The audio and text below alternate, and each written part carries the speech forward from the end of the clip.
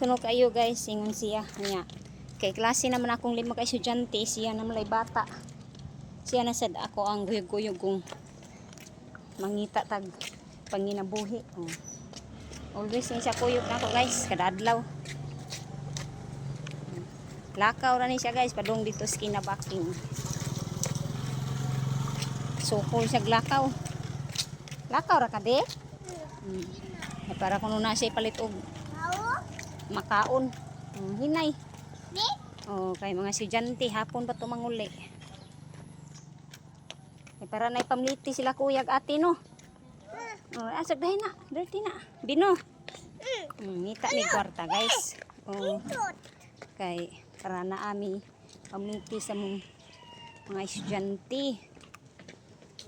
Thank you for watching guys. Salamat guys nyo ang pagsubaybay sa akong mga tanang video. Sa suporta. God bless. Amping.